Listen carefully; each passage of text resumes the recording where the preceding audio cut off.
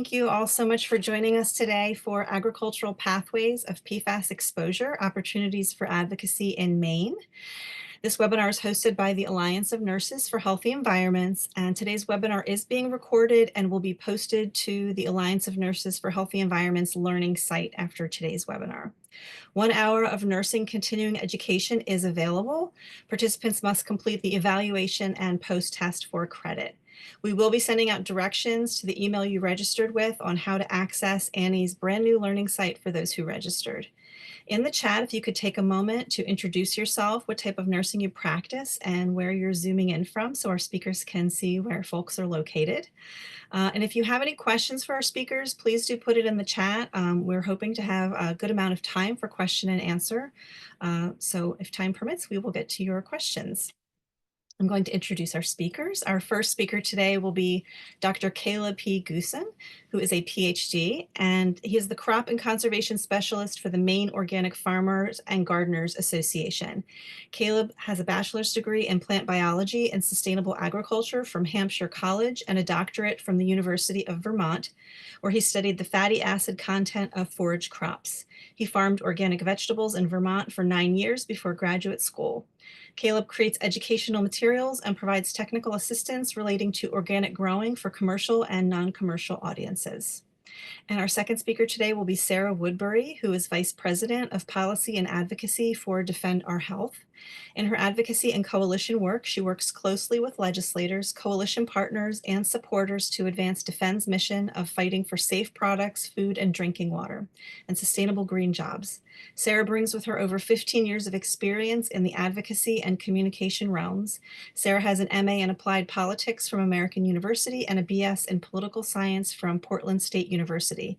She also holds a certificate from American University's Public Affairs and Advocacy Institute, as well as their Women and Public Policy Institute.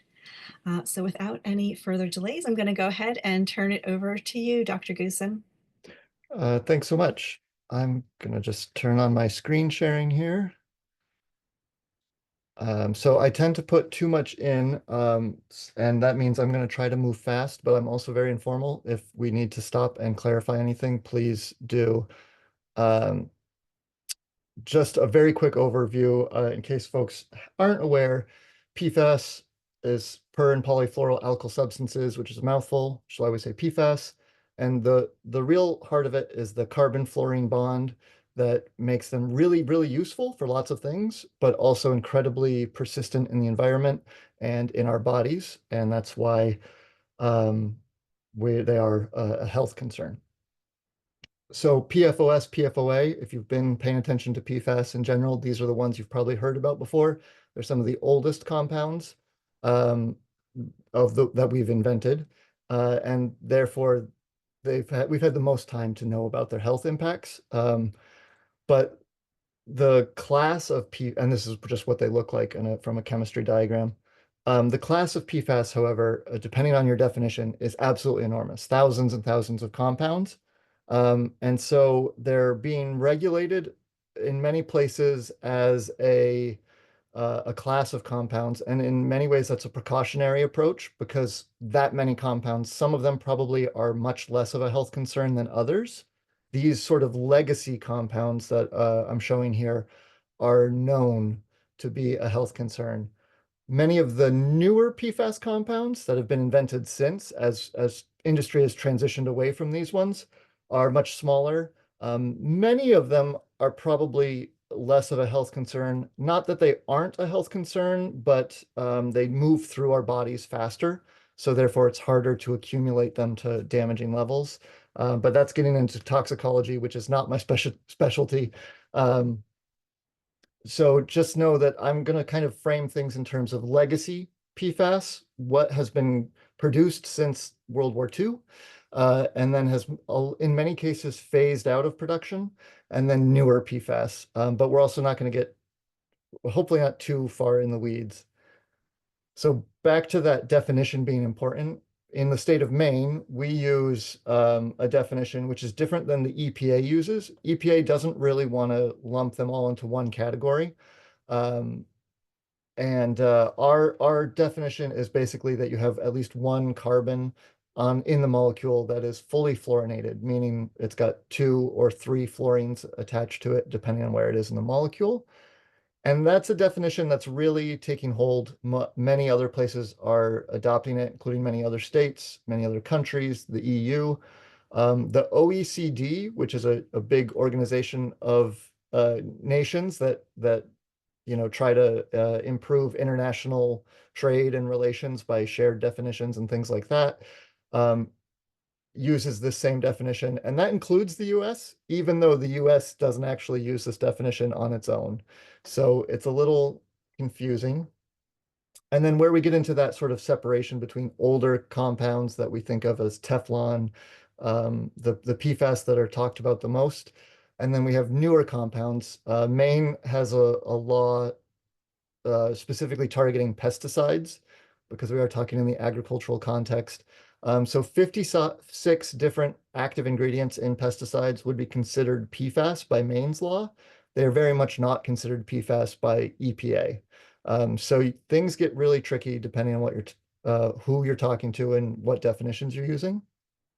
You've probably seen similar pictures to this, talking about common items with PFAS. We're often talking here, thinking about those legacy compounds. So firefighting foam would be those older chemistries. Until recently, they've been changing. First, they switched to different PFAS. Now they're starting to switch to PFAS-free. The uh, food packaging, similar things. It used to be legacy PFAS, now different PFAS, and now industry pressures are often pushing towards PFAS-free, and EPA, FDA have, they're trying to sort of get industry to self-regulate as much as they can. So it's often left to the consumer to create that demand for PFAS-free. The one that really surprises people a lot is, makeup. If you have water-resistant mascara, that often has PFAS in it, things like that, stain resistance, etc. So this sort of is our background PFAS exposure, things that we're exposed to. It's also going in our bodies and going into the waste stream. And when we're talking about the Maine agricultural context, oh, sorry, I'm jumping ahead of myself. So because of these legacy compounds being sort of phased out over time, these are different PFAS compounds found in the US general population's blood over time. So you can see as we phased out PFOS, the levels in your average American's blood have gone down. They have not disappeared, but they've gone down quite a bit. And so in some ways, this is touted as a success for the agricultural context, and what we're talking about with how we view things here in Maine, although I don't think it's limited to Maine. I think Maine's just sort of ahead of the curve a little bit. There's the general population, and then you have specific agricultural or rural communities where their exposure may be much greater due to some certain things. And then the other part of this is that while these known legacy compounds are decreasing in blood, unidentified organofluorines are increasing. So this might be pharmaceuticals. Many of them are fluorinated to make them stay in the body longer. It may be other PFAS compounds that people are exposed to in their daily life, fast food packaging, etc. And this goes through our body, it goes into our trash, and I'm using Vermont as an example just because I had the nice map created by this publication here, where they're looking at background levels in soil. So soil that they would not expect to be contaminated. And if you know Vermont at all, these yellow dots where it's 1 part per billion or higher are closer to population centers. So that's a little bit not the agricultural context, that's the urban context, right? As much as you can get urban in Vermont. But basically, we're finding PFAS in all soil to some background level. And then in urban areas, it tends to be higher. But then in the Maine context, that's also true, except for we have some discrete instances where PFAS in soils can be much, much higher. That is a concern. Why is okay, now it's moving again. That is a concern because of PFAS entering into the food system in a couple ways. One is that as we have And so let me take a step back. What I'm about to talk about here, I'm going to talk about in very discrete, like really bad situations, but no, it's a whole spectrum that there's all wastewater treatment has some PFAS going through it. Some wastewater treatment has a lot going through it. Um, so our background exposure, that's coming from PFAS production in industries going up into the air, and that can deposit down into the soil.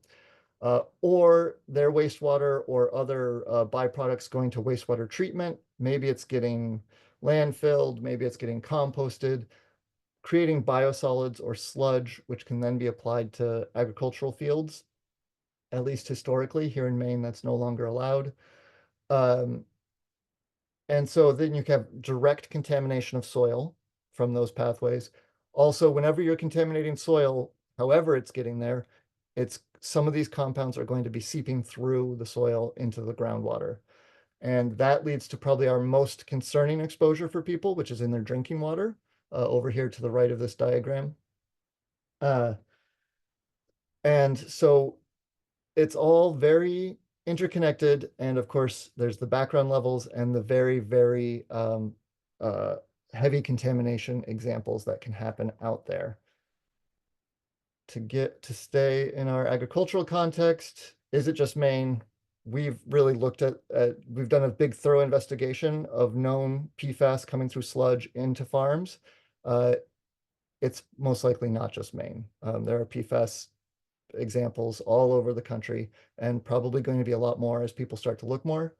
This is just some example of PFAS levels in biosolids that would potentially be spread on agricultural fields.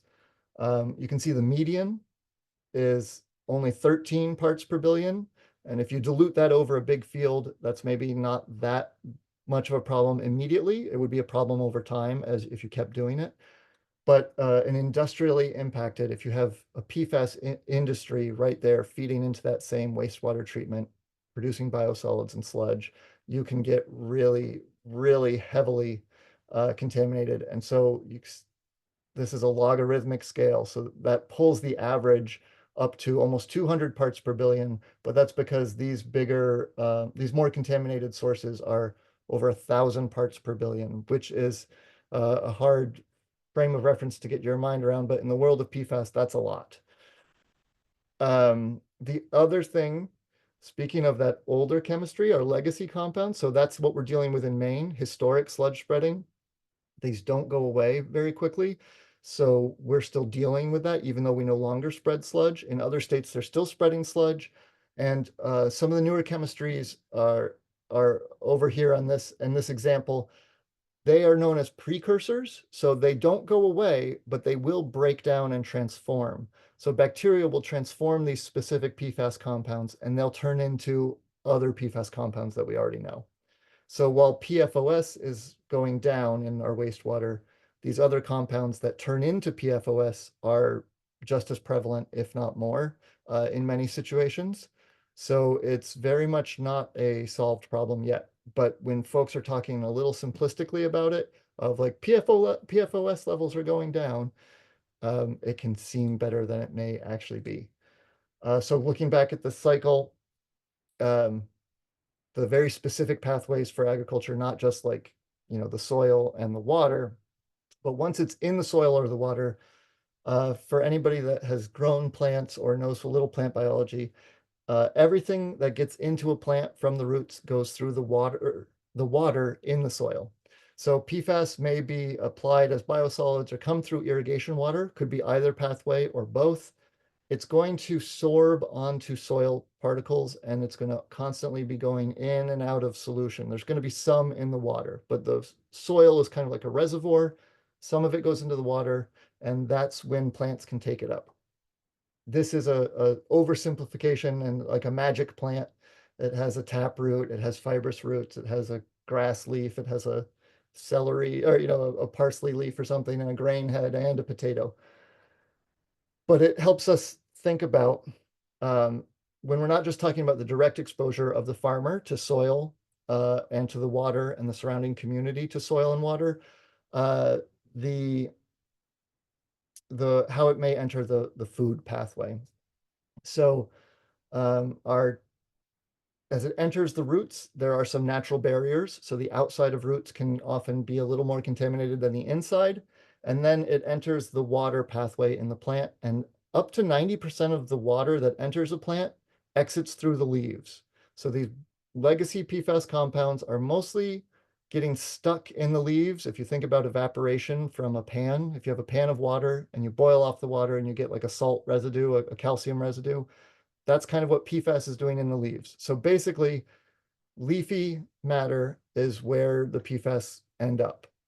So lettuce, spinach for human-facing foods, and then a bigger concern is it gets into grasses, hay, corn silage for livestock. And then you have the fact that livestock can kind of biomagnify things. Um, and I'm going to skip over this because I'm going on a little too much. But another thing to pay attention to, this is an example of a bunch of different composts. Ignore the colors. Those are just different specific PFAS molecules. Regular backyard compost, leaves, grass, very low background trace levels.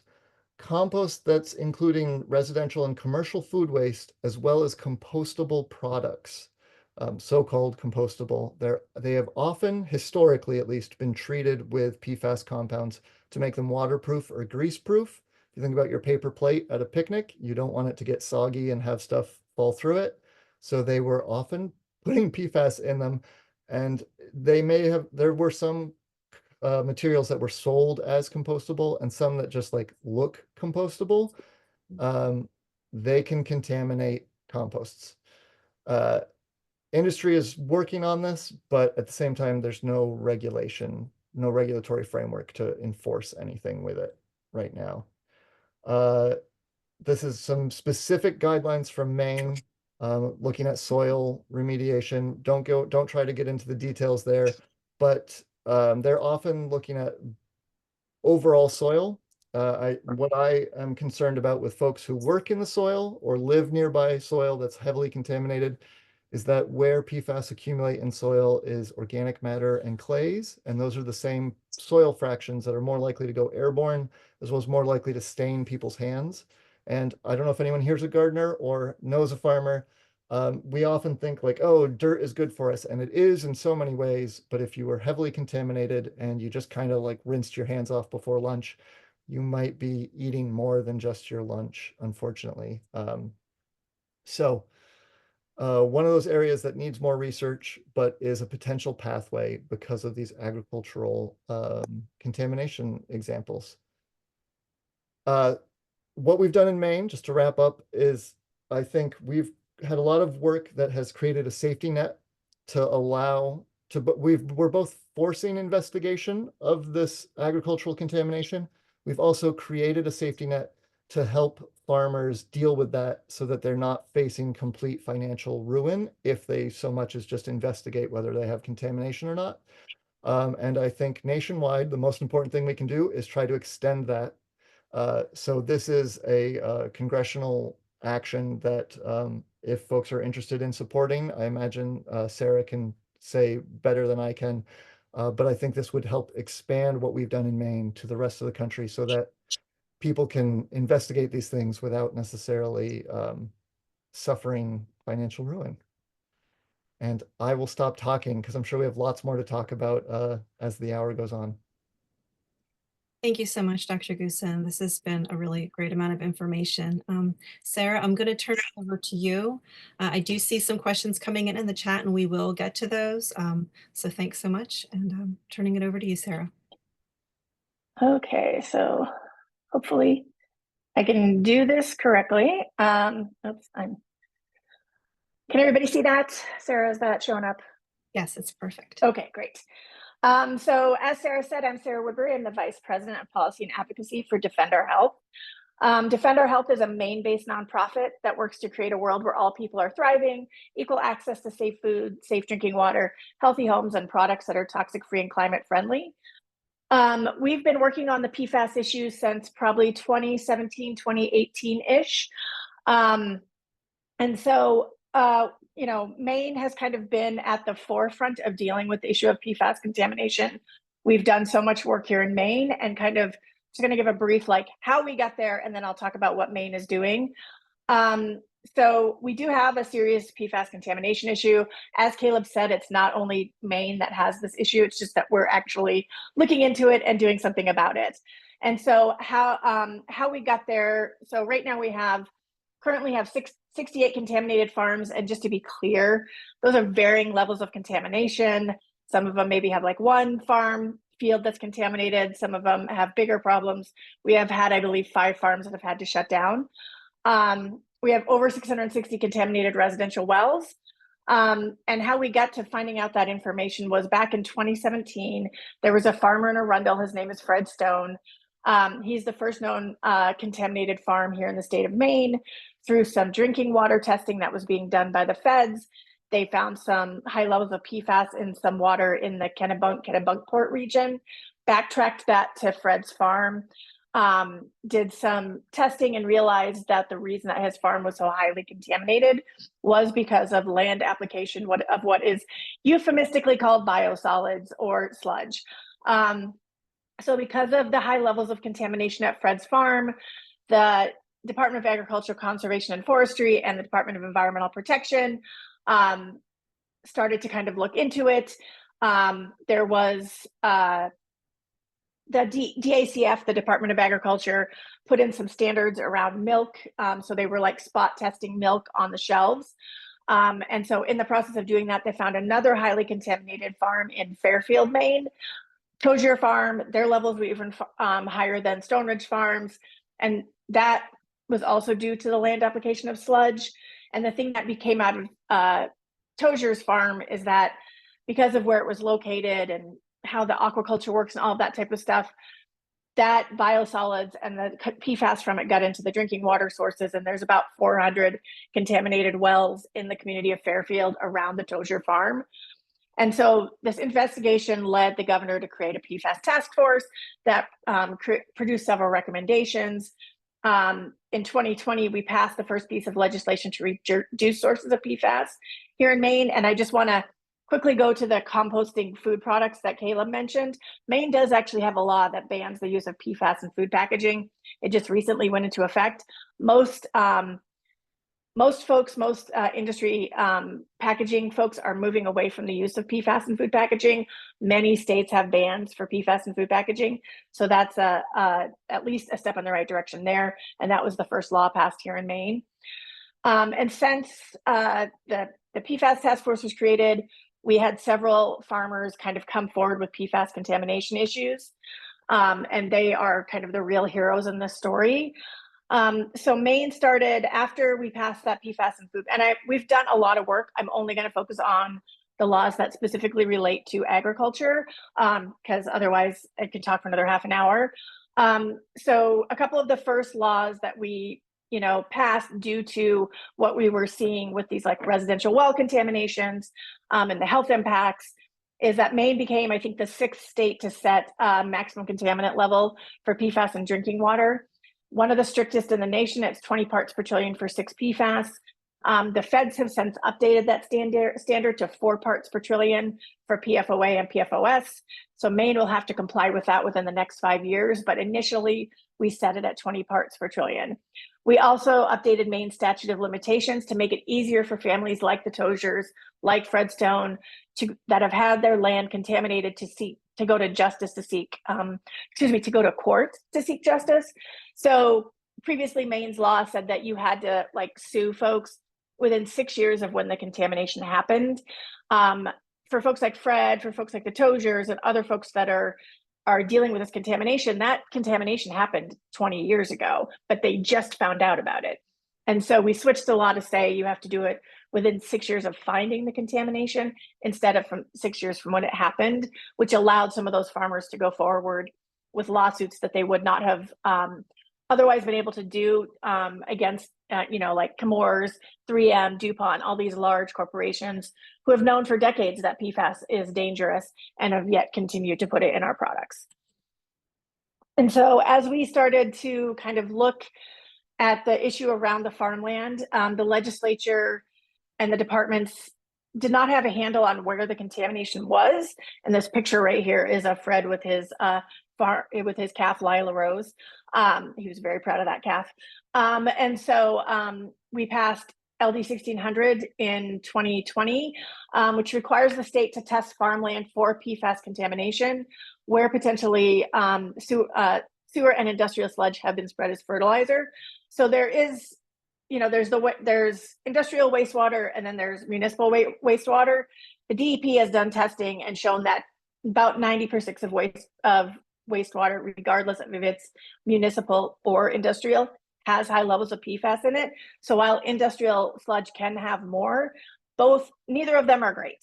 And so LD 1600 required testing of where that sludge had been spread. Because of that, the DEP put up a map that basically showed where all the land applications of biosolids had been given out, where people could have spread sludge. Now, that doesn't mean that they did. It just means that they got an application to do so. And so that map led a lot of farmers to be like, oh my God, particularly organic farmers who never, you can't spread sludge on farmland and be considered an organic farmer. And so we had a lot of those organic farmers that came forward and were like, we have contamination. This is happening. We're worried about our families. We're worried about our farms. And so that led to LD 1911, which bans all land application of sludge and sludge-derived compost on farmland. Maine was the first state to do it. For the long time, we were the only state. Connecticut just recently followed us. But those brave farmers that came forward, and those well owners that were dealing with contamination that came forward, the committee members were in tears just listening to people talk about the worries of their family, how this was impacting their livelihood, 100-year-old farms that were being decimated. So they went forward with the land application ban, an attempt to protect future generation farmland from dealing with the same thing. And then, as Caleb mentioned, all of these farmers that are dealing with this impacts with the, with whether their farms had to be shut down, whether they had to move away from farming on some fields, whether they were dealing with health impacts, it should not be their responsibility to pay for this. They're not responsible for the contamination on their farmland. And so LD 2013 set up a PFAS fund to provide funding and medical monitoring to PFAS impacted farmers and well owners. And so that fund has just been recently, there's about $80 million in there. The legislature initially gave 60, and then they had another 10 million that got wrapped into there. Organizations like MOFGA and Maine Farmland Trust were providing resources to farmers before this fund went into place, to kind of give them a little bit of breathing room while they waited for the state to get their act together. And so that fund provides funding to buy back your farm, provide income replacement for you, farm workers, if you've had to, shut down your farm until you could figure out what to do. There's research money in there to help farmers shift their farming practices to stuff that is safer. And then there's going to be some medical monitoring in there as well for farmers and well owners. And so, and then also, as Caleb mentioned, I didn't put it on here, but there is a pesticides law in Maine, because pesticides are a source of PFAS contamination. And if we're banning sludge on farmland, we shouldn't also be spraying PFAS pesticides all over farmland. And so the PFAS pesticides law will require phasing out of PFAS in pesticides by 2032, but also requires any company that utilizes PFAS in their pesticides to report that to Maine's Board of Pesticide Control, or if there's pesticides in the container, because that's another problem, is that the container, generally fluorinated containers, fluorinated means there's PFAS in it. And so it leaches into the pesticide itself, and that also causes a problem. And so moving forward, no law is ever completely safe. For folks that want to advocate and want to get involved, stories of impacted communities are key. In order to pass this legislation, we had to have a large and diverse coalition. We had farmers, we had medical providers, Maine Medical Association, Maine Public Health Association, we had environmental organizations, and legislators from both sides of the aisle stepping up and saying that this stuff needed to happen. We need to be able to educate our legislators. That's part of my role. That's part of what they pay me for, is to get out there and educate the legislators about what PFAS is, the issues that it can bring up, all of this fun stuff that goes along with it. It's a very technical issue. I am not a scientist. My master's is in political science. So I rely on people in the medical community, other scientists, to dumb this down for folks like me so I can dumb it down even more for legislators, and get these type of legislation passed. As I said, we had the medical community engaged. That really resonates with a lot of with most legislators. There's very few legislators that are not going to listen to a doctor or a nurse tell them, or a physician's assistant tell them that this is a problem. And so for our work, we rely really heavily on the medical community and on scientists to help us make the case that this is impacting people's health in a really negative way. And we also have to build relationships with the press, because that's important. You want to get your message out there to the most amount of people. Maine has had so many stories about PFAS in the press that I've had people from other states be like, hey, I reached out to a farmer to ask them if we could test some on their field. And they were like, wait, you're not looking for PFAS, are you? Because they've heard so much about it that they were like worried that now everybody wants to ask them about PFAS, which is both good and bad, but it's nice that our message is out there. And so what we're looking for moving forward in the next, couple legislative sessions is there will be attempts to overturn that sludge ban. Not everybody loves it. It actually, what is happening with that sludge is it's being landfilled, which is the best of a bunch of bad options, but that is an increased cost for municipalities because that land application was generally a free thing for them. It was a thing put forward by the federal government. It was part of this reduce, reuse, recycle stuff that we, started being really popular in the 70s and 80s. And so it was supposed to be this environmentally friendly way to reuse something that could be beneficial to farmers. It's a beneficial reuse, sure, but there's a whole bunch of nasty stuff in sludge, not just PFAS. So even if there was no PFAS in it, we should probably not be spreading it on our farmland. We have a continuous need for legislator education, medical monitoring, insurance coverage for farmers and other impacted communities. Somebody in the chat had asked, how much, is that financially feasible? It's about $650 for a PFAS blood serum test. We are in the process of trying to get legislation passed that would require insurance companies to cover the cost of this here in Maine. If you are interested in engaging on that, Sarah has my contact information. The other thing I will say is that the Bureau of Insurance in Maine right now is looking to pick their benchmark plan. And we are currently advocating to them that they should pick a plan. This is too technical and I won't get into it, but it's basically about what is available on the marketplace and all of that stuff. But we're trying to get them to pick a benchmark plan that already covers PFAS blood serum, which will make that legislation that much easier to pass. There will be a public comment opportunity for that. If you're interested in that, also let me know. We also need continuous education for folks in the medical community because this is an emerging issue. There's NASEM guidance, there's tenders guidance, there's all of that type of stuff. But as you folks know, sometimes that doesn't get distributed as quickly as it needs to. And doctors are busy, nurses are busy, they don't always have time. So anything we can do to help that is something we want to do. We also want to provide we want to make sure there are resources for residential well owners. It's expensive. It's $350 to $350 to get a test for your residential well.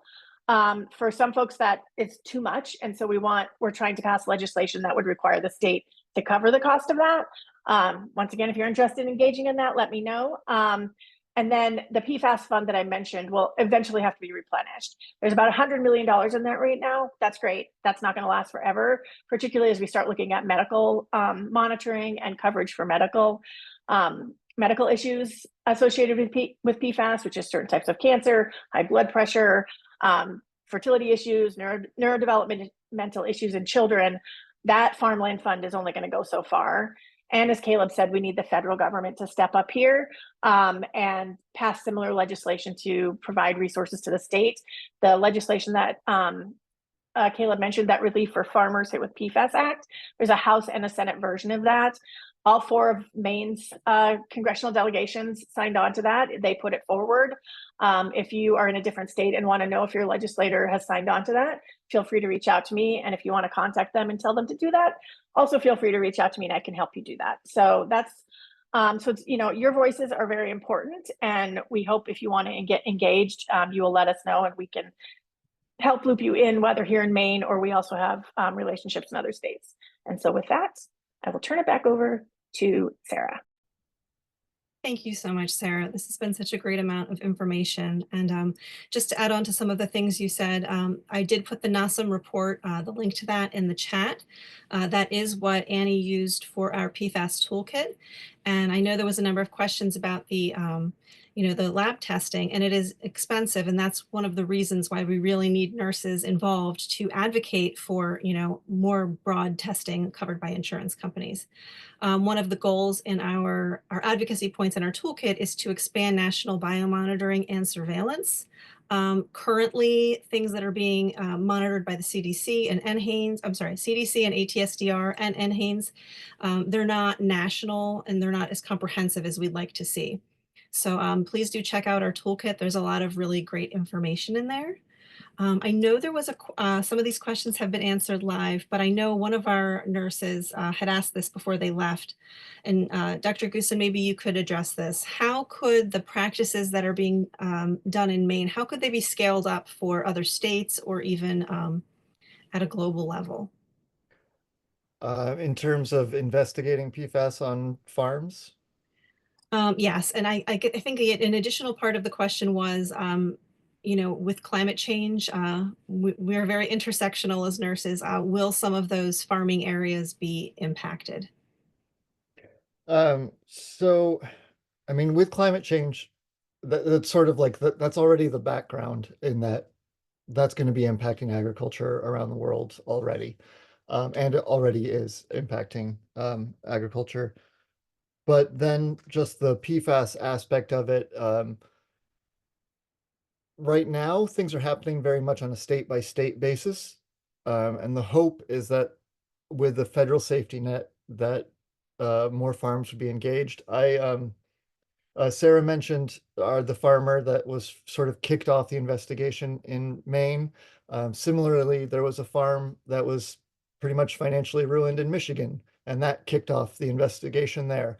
There was one in New Mexico that kicked off an investigation there. There was one in Colorado and for lack of better terminology, what I'm hoping for is that we can avoid that every state needs its sacrificial lamb of like a farm family that just gets absolutely ruined.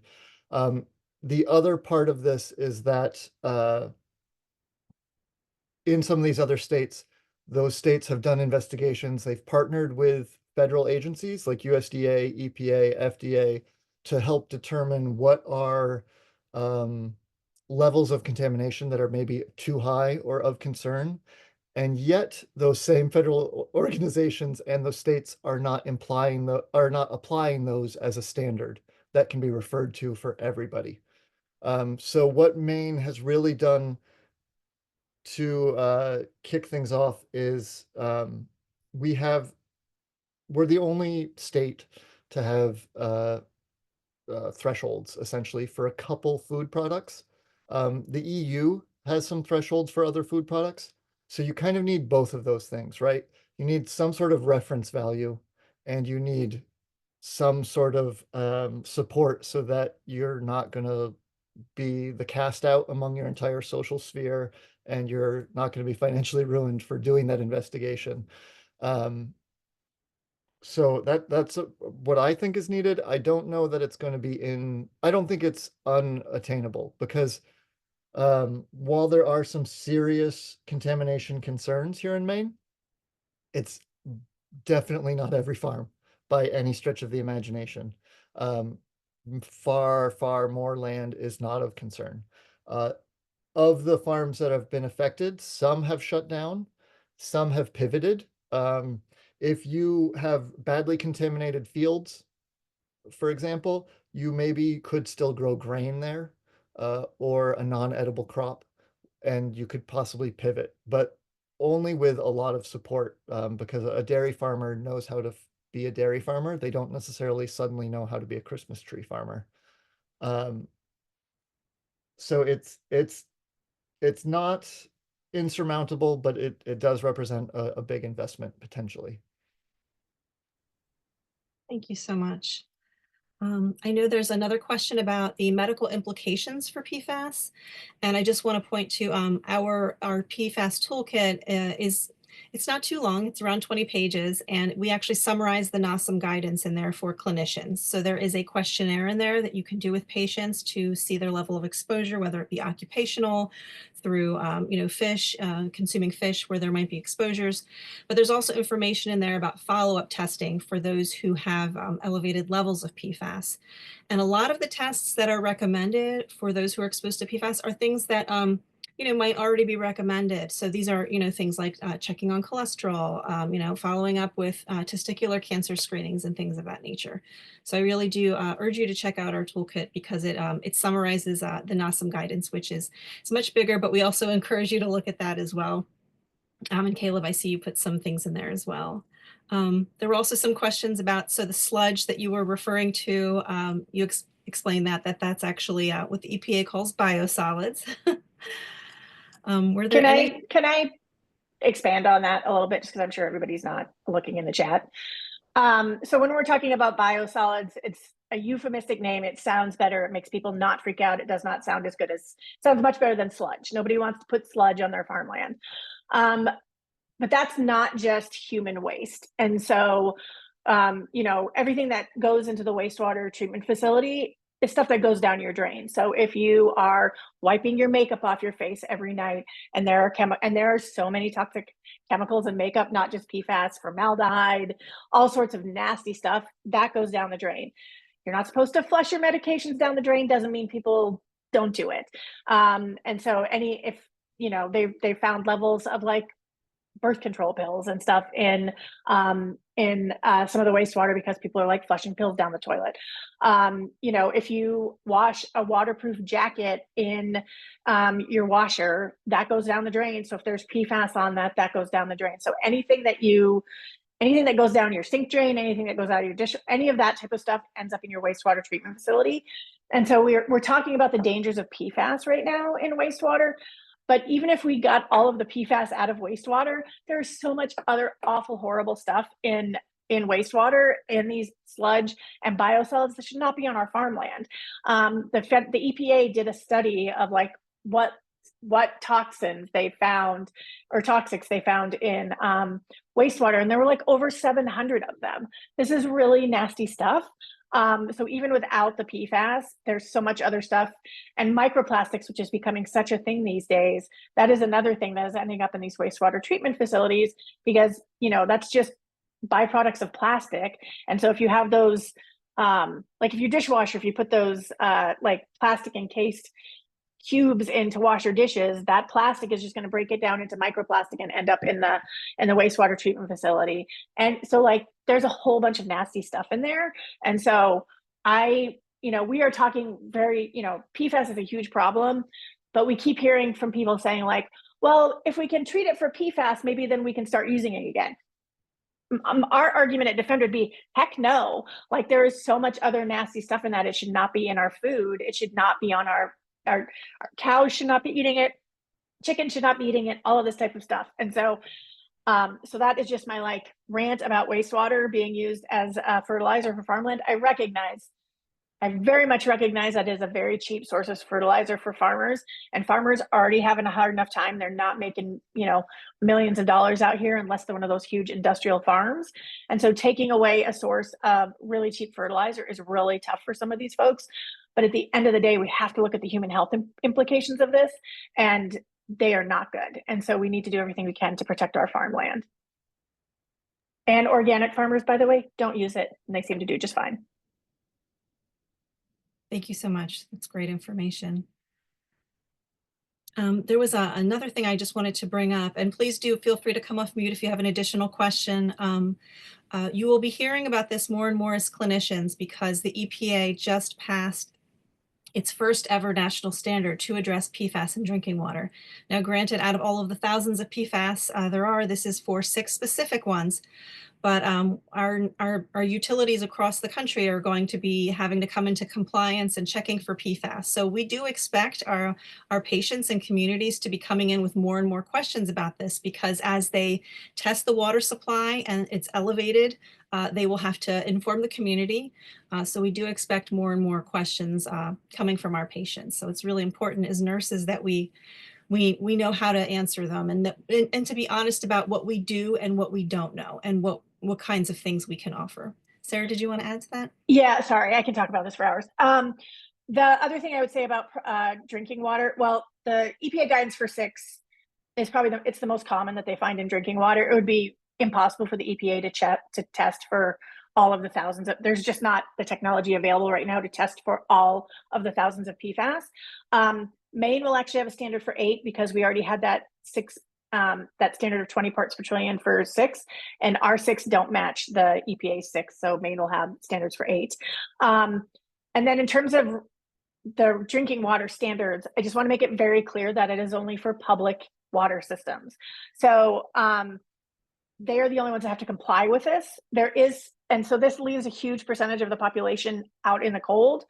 Maine, over 50% of our population gets their drinking water from residential wells. Now, the government, for the first time ever, did set aside money to also treat residential wells. It's not enough for all of the residential wells in the country. It's also in some sort of it's grants to the states, and then the states will disperse the money to those folks that are like asking for testing and remediation.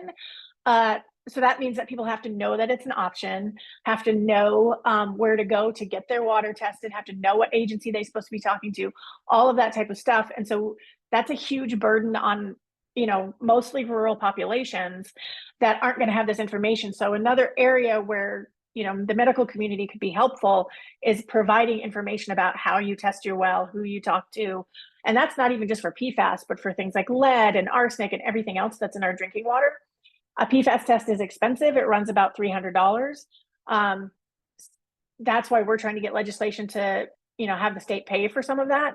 But this federal money, as it comes out, will also be helpful to people. But that's just another step that folks in the rural communities have to jump through, because their water is not automatically going to be tested by the public water supply folks. It's not automatically going to be treated to get to that standard. So that is things that they have to do. So there's a real important opportunity for education here for the folks that are your patients to help them, to provide that information. And I know not all of you are from Maine. Our organization is certainly happy to help, the medical community here in Maine. We also have relationships in other states with folks that can do something similar. So happy to point you in those directions. But, we're starting to put together just 1-page facts on testing for PFAS that once we get them, they're not done yet, but we're in the process of doing that. We're happy to share with folks that they can share with their patients if that's helpful. So just pointing out this is an additional burden on, on farmers, on folks in the rural community to make sure that their drinking water is safe, and additional expense. So. Thank you, Sarah. And thank you for pointing out that EPA ruling is only for public water utilities and definitely not for residential wells. Megan, did you want to come off mute and ask your question? Hi, yeah, thank you so much for all of this information. I obviously haven't been able to go through the toolkit yet, but I'm looking forward to doing so. The National Academies is just such a great resource as well, so thank you for providing those. My question is around a lot of times in the medical community, assessment and screening for things is one step, but having actual treatment and mitigation and is a lot of times we're not in mental health, the different things, we don't have the providers to treat. There are problems in terms of that treatment side. So once we have tested wells, once we have those blood tests, are there real steps that providers, that communities can really take beyond just having that screened positive? So that's a great question. One of the things that we do want to do is give people information on how they can lower their PFAS exposure. And we realize this is an incredibly huge issue because obviously, as Sarah pointed out, this is another thing that we're, putting on individual patients to be able to, look at products, look at, different things. I'm sure you've all heard about PFAS and, food wrappers and all of these other ways that, you can be exposed. So we do want to give people information about how they can lower their exposure. Some of these exposures are happening occupationally. So one of the things as nurses we are really advocating for is, things like, there being standards with OSHA and things like that. So, there are, this is kind of a new, PFAS itself is not new. We know that it's been around a very long time, but the discussions around it are definitely ongoing. So one of the things I had mentioned earlier was, if we are able to, get those labs and get that information back, that a lot of the tests we can do with people are things that are routine, are things that we already might be testing for, breast cancer screenings and things like that. And so I think this also comes back to, just being able and comfortable to talk about, there are things we don't know yet. Here's what we do know and here's what we don't know, and kind of, having those conversations that can be incredibly difficult, and especially in places where there is, excessive PFAS exposure around, we've had, a lot of discussions around Air Force bases and firefighting foam. So, we know there are places that, there's elevated levels. So I'm not sure if Dr. Goosen or Sarah, you had anything you wanted to add. I could chime in a little bit that, yeah, as some folks are mentioning about more frequent or earlier screening for some of the PFAS related things, that's one of the big ones. The other, and I'll put a link in here, if somebody's known to have a lot of PFAS, one of the recommendations is actually to increase their folate, because that can help with reducing serum levels.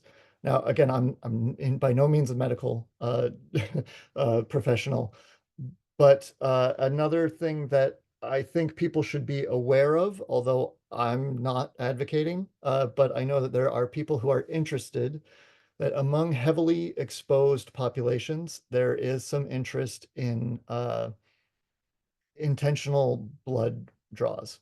Essentially, that every time you're giving blood, you are pulling some amount of PFAS with it. And over time, if somebody was to continue doing that, they could decrease the levels in their body faster than just your kidneys alone, because it's primarily kidneys that are removing PFAS from the body. There are lots of questions still to be discussed around that. So it's very much not like a recommendation that people are making right now, but there is a lot of interest among heavily exposed communities. And I will also just say that, like, I saw Julie's comment in the thing, like, the disease, like, isn't PFAS. The things that you get from PFAS exposure are things we can monitor for, and there are treatment for. They are cancers, they are fertility issues, they're high blood pressure. All of these things, have treatments for them. And so I think, telling folks to screen just gives them another tool to know that they need to monitor their health for these things. So these are the specific health outcomes of this particular exposure. And that you have these levels of that you're a higher risk person. So let's make sure we're routinely monitoring your blood pressure. If you are wanting to have kids, let's, do some fertility testing. All of this type of stuff are things that you can check for and monitor for. Let's, check for specific types of cancers that we know you might be more susceptible to. I have a huge history of pancreatic cancer in my family.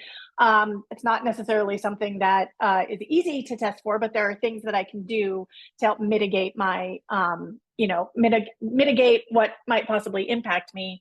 And then, we also can tell people about they're never going to be able to completely move away from exposure. It's just too ubiquitous in the world that we live in.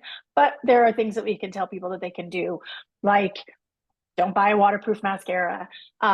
Make sure that, most of, like, textile industries are moving away from using PFAS in their outerwear. LL Bean in Maine, as of this fall, anything that's LL Bean branded, PFAS free. So when you're shopping for new jackets and stuff, make sure you're asking the company that you're buying it for if it has PFAS in it. If you're shopping for new furniture, don't let them stain treat it, because that's just PFAS. Like, there are things that you can do, and Teflon pans, get rid of them. Cast iron, like, there are things that you can do to reduce your daily exposure. You're never going to get completely away from it, because it's also in these tiny computers that we carry around in our pocket as a fire suppressant. It's in all of our electronics, all of that type of stuff. But there are steps that you can take to mitigate your exposure. And there's a doctor in Maine here. Her name is Dr. Rachel Criswell, who is doing amazing work with PFAS impacted community members. And she's also in the middle of doing a study right now. And so and also Dr. Abby Fleisch in Portland. These are two doctors here in Maine that are doing some amazing research and work around PFAS impacts. And so hopefully their studies will have some great information for your folks. But I also know that they've been very generous with their time. So if folks want to touch base with them, I'm certainly happy to reach out and ask them if they're okay with that. So another, as you answered, I also had another point that I can share from my own. I've had my own blood levels tested because I've been exposed. And what I need to do now probably is do it again and make sure that my levels have actually gone down. Because I think I identified where the exposure came from, but I can't guarantee that I'm not still being exposed without sort of that follow-up. And with that, Caleb, wondering about how, like, the half-life of PFAS, or what you would kind of anticipate testing timelines for someone for that. It's completely compound by compound. So the really small short chain ones go through the body pretty quickly. The longer chain, the legacy ones, there are different studies and they all came up with different conclusions. But I think people usually say somewhere between 4 and 7 years as a half-life. So it varies. And that is another thing that some folks try to do, is maintain high hydration levels, but to try to flush things through a little faster over time, because even though that may not make a big difference in a month, over 7 years, it may make a bit more difference. And I know we're nearing the top of the hour, but Dr. Goosen, I just wanted to clarify. So with the intentional blood draws, is the blood then discarded? Is that what you were referring to? Or that is the hope. So there was a preliminary study, I believe. I didn't get into the details of it, so hopefully I'm not misrepresenting it, but I believe it was exposed population firefighters, and it was just a relationship of who donated blood most often. And the ones who donated blood more often had lower levels in their blood. I think that's how it went. And it is potentially an ethical concern if that's going into the donor blood pool. However, the amount in that blood is going to be very, very low relative to the overall full body load that somebody who's been heavily exposed is. The hope of the affected communities that want to investigate it, they want to look at it in terms of blood draw and dump, so that it's not further contamination. thank you so much. I think we got to all of the questions. We appreciate our speakers. Thank you so much, Sarah and Dr. Goosen, for attending today. You will receive an email from the Alliance of Nurses for Healthy Environments so that you can complete the evaluation. And we will put some resources that were shared today in the chat. We will also get those out to you as well. So we want to thank you all for coming. Yeah, thanks for having us, Sarah. And I put my email in the chat. If anybody has questions, I'm always happy to touch base. So Thank you so much. Have a great day.